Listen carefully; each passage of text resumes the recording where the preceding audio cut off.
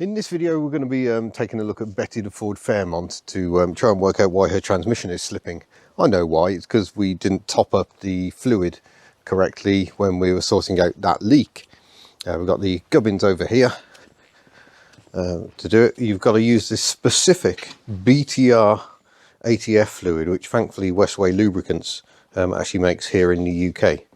It's very specific. This is what we're using. Mark, when he filled it up, only got about 250 ml of fluid in, but it should be pointed out Mark was not doing it correctly because he was on his own.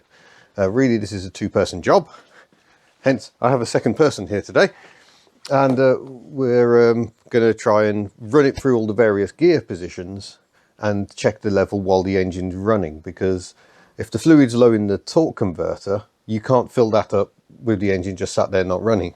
You need the pump in the transmission doing its thing to refill the torque converter. So I suspect that's what's happening. We're losing drive. It only happens first thing in the morning and then soon clears, and it's just there isn't enough fluid in the torque converter for it to do its torque converting, because effectively it's a fluid flywheel, so it's relying on that fluid to provide the drive. Amazingly clever things. So we're going to get Betty in. I'm going to scrabble around under Betty once we've got her safely up on stands, and I'll try and fill her up through the filler, while Miss Hubnut has the really difficult job of sitting in the car and putting her through the different gear positions.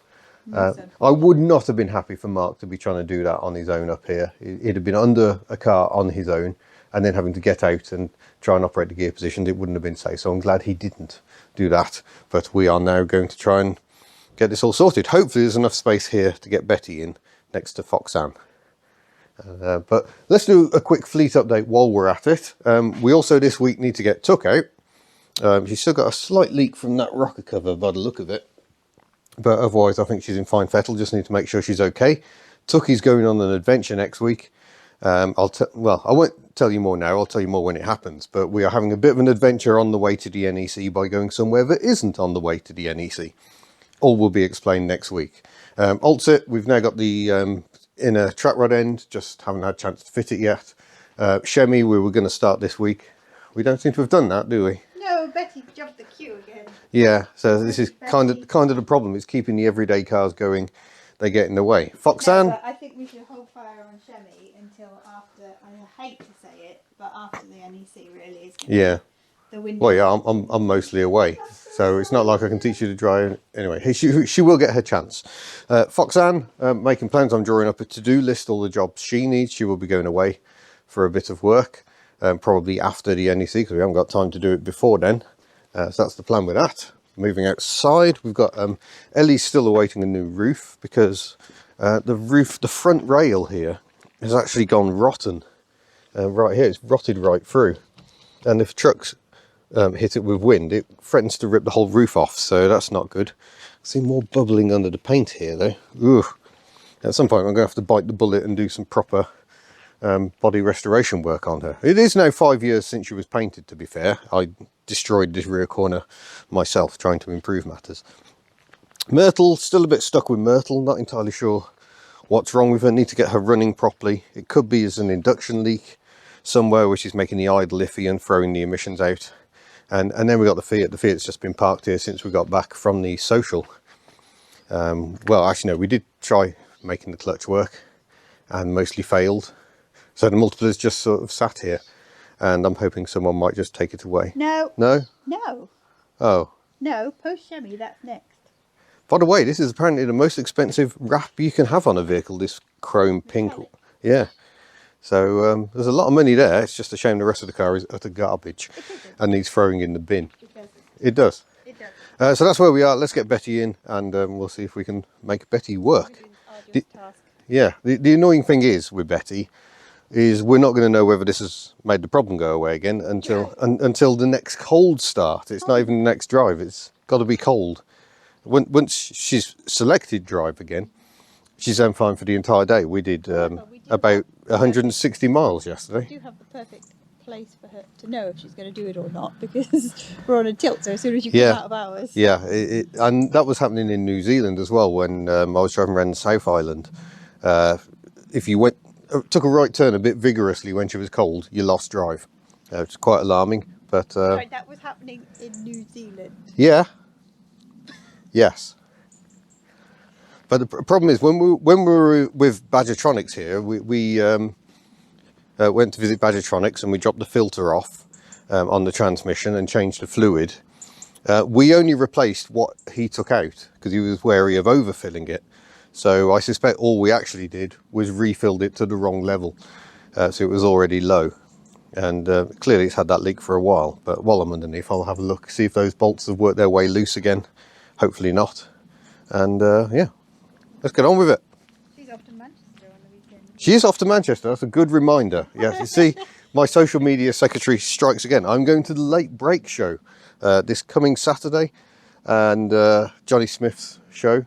Colin Furze is going to be there as well. So legendary YouTubers all around, plus me. So it should be really good. Me and Mini Hubnut are going to be wafting up in Betty. We'll be in the Projects of the People area because, you know, she is my project. What? So yeah, that's this weekend. Right, let's get on with it. Let's get on with it. Betty with a very specific lubricant. I mean, which girl doesn't want specific lubricant?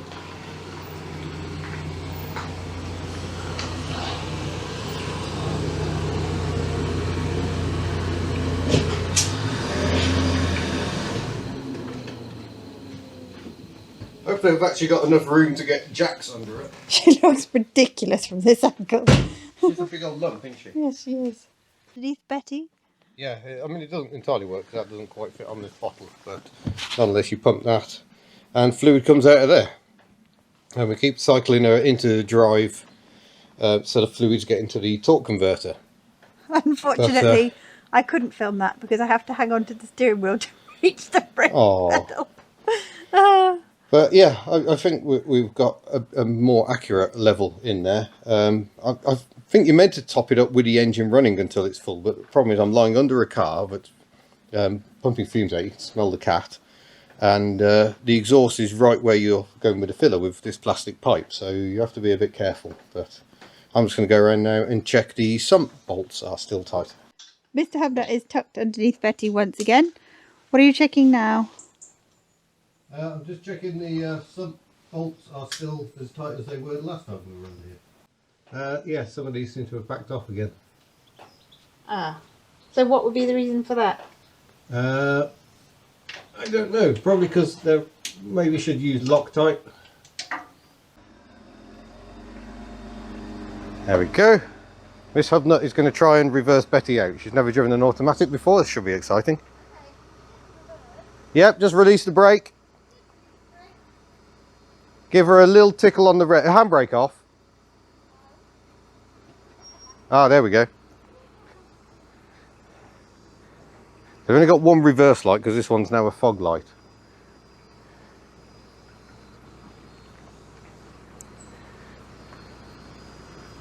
Okay, start turning left.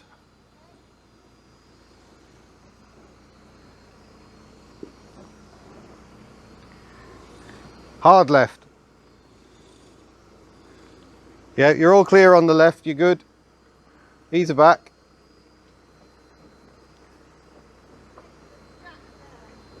Yeah, you're clear. You're all clear. If you're going to hit anything, I'll tell you. Because I'm responsible like that. Just keep going back, hard left.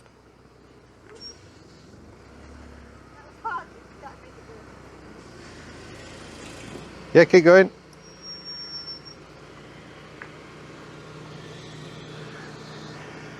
There we go, stop.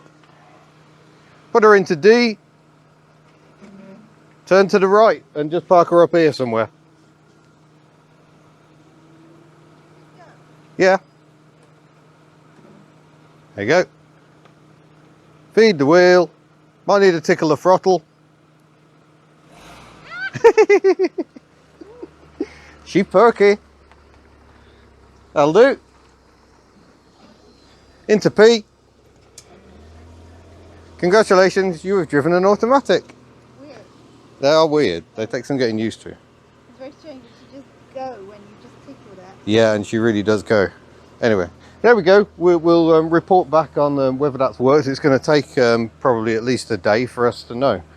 But yeah, all being well, Myself and Mini Hubnut, not Miss Hubnut, or Little Miss Hubnut unfortunately, will be at the Late Break Show with this car at the weekend, so we hope to see you there. So thanks for watching, and we'll see you again. Farewell.